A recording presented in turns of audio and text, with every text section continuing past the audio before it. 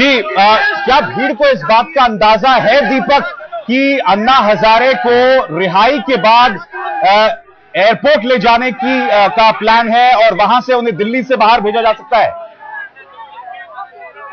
देखिए, लोगों को तो नहीं मालूम, लेकिन हाँ, अन्ना के जो समर्थक हैं यहाँ पर भीतर, अन्ना को इस बात की खबर हो चुकी है कि उनको दिल्ली में नहीं रखा जाएगा। यहाँ से उनको विशेष वायुयान से कहीं बाहर ले जाएंगे, किसी सुरक्षित गंतव्य पे ले जाएंगे।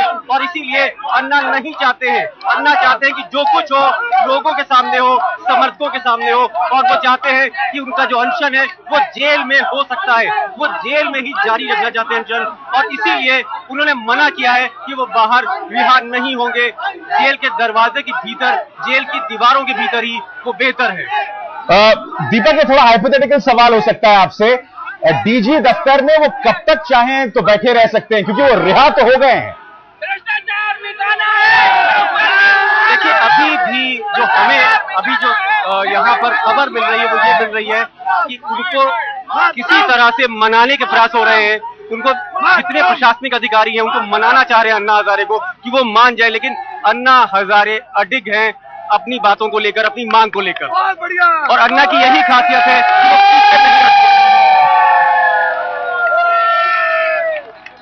चलिए दीपक, हम ये उम्मीद करते हैं कि वहां थोड़ा और माहौल शांत होगा।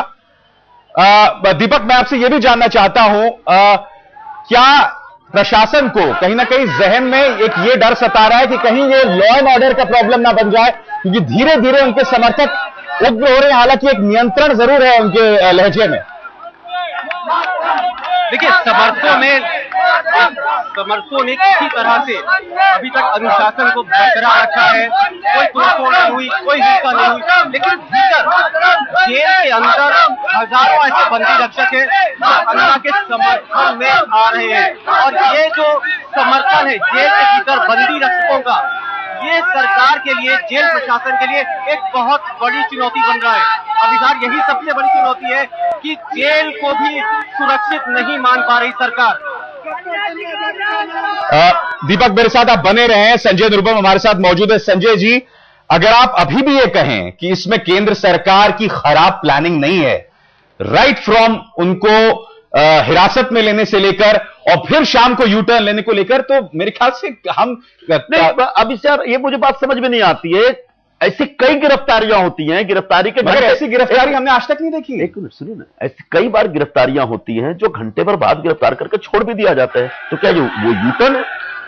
मैं आपको जो महत्वपूर्ण बात कर रहा था आपने समझने की कोशिश नहीं की। जुडिशियल कस्टडी की आवश्यकता शायद नहीं रही होगी। उनको गिरफ्तार किया गया, उनसे बेल लेने को बोला जा रहा था, उन्होंने कहा बॉन्ड पेपर नहीं भरेंगे।